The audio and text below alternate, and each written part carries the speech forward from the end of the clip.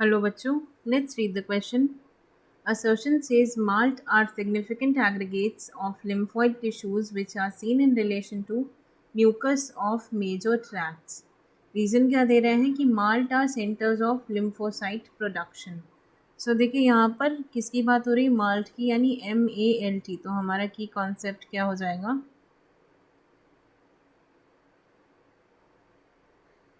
Malt. इस malt का full form क्या होता है, म्यूकस एसोसिएटेड लिम्फॉइड टिश्यू. यहाँ पे हम कह सकते हैं कि म्यूकोसल एसोसिएटेड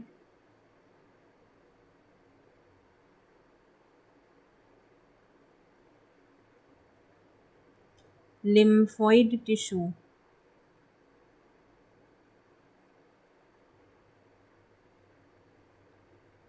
ये आपका इसका फुल फॉर्म होता है. और देखिए ये होते क्या हैं, ये सेकेंडरी लिम्फॉइड टिश्यू होते हैं जो कि क्या करते हैं, म्यूकोसल इम्यूनिटी को रेगुलेट करते हैं, उसमें मदद करते हैं.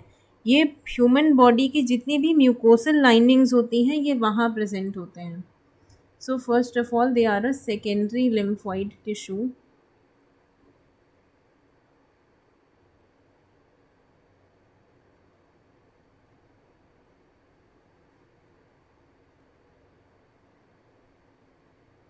Regulating the mucosal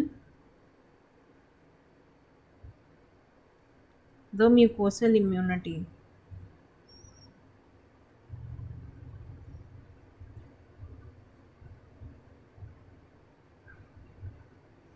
अब देखिए म्यूकोसल इम्यूनिटी से क्या मतलब है, ये एसोसिएटेड होते हैं बॉडी में जितनी भी म्यूकोसल लाइनिंग्स होती हैं उनके साथ ये स्कैटर्ड होते हैं.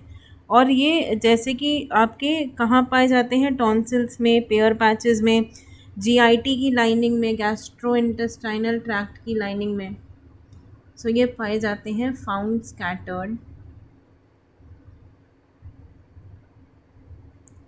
scattered in the mucosal linings of the tissues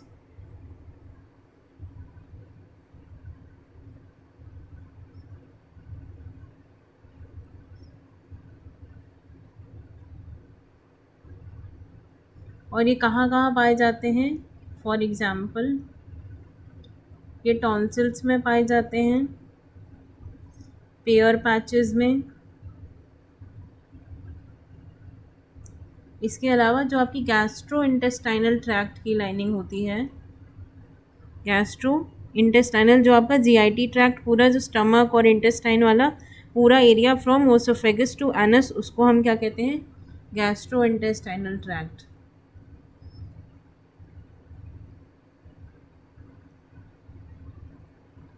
tract की लाइनिंग में, ओरल पैसेज में,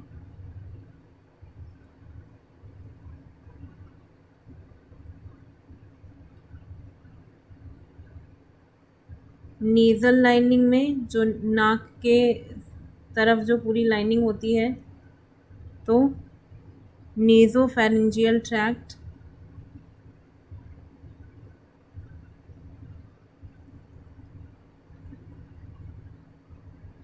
इसी तरह से बॉडी में और भी जो लाइनिंग्स होती हैं, ब्रेस्ट में, लंग्स में, सैलिवरी ग्लैंड्स में, यहाँ सब में माल्ट प्रेजेंट होता है. और इसमें देखिए होता क्या है, इसमें प्रेजेंट होते हैं T cells, B cells, plasma, macrophages. ये सब क्या काम करते हैं, ये उस पर्टिकुलर, अगर उस लाइनिंग से कोई भी एंटीजन पास हो रहा होगा, उस म्यूकोसल एपिथेलियम से कोई भी एंटीजन जो है पास हो रहा होगा, तो उसके अगेंस्ट फाइट करने का काम करते हैं.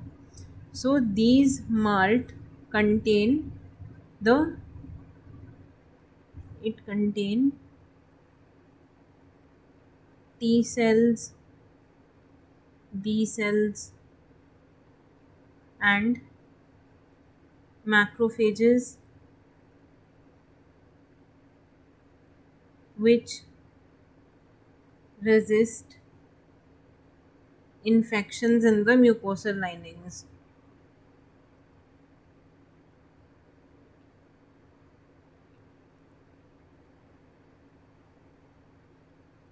ये माल्ट जो है ये लिम्फॉइड टिश्यू का एक बहुत बड़ा पार्ट होल्ड करते हैं, किसके अंदर, बॉडी के अंदर जो लिम्फॉइड टिश्यूज़ पाए जाते हैं उनमें ये एक मेजर पोर्शन जो है, मेजर रेशियो होल्ड करते हैं।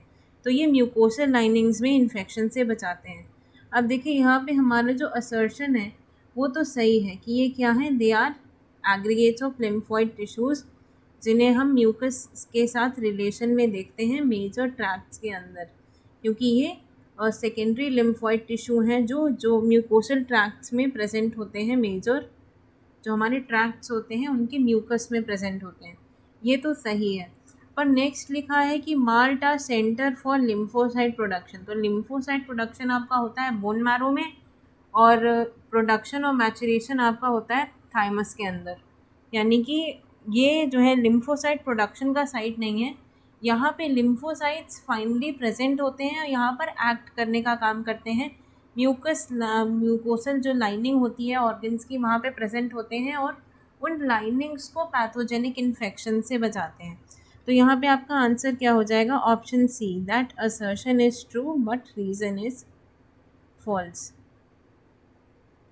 This will be the right answer to your question, क्योंकि इसमें असर्शन में सही बोला है कि जो माल्ट है वो म्यूकस के रिलेशन में पाया जाता है मेजर ट्रैक्ट्स के अंदर। लेकिन जो उसका रीज़न दिया हुआ है वो एक तो रीज़न भी गलत है और वो स्टेटमेंट अपने आप में भी गलत है। तो the answer is option C, assertion is true, reason is false. I hope you understood it well. Best of luck.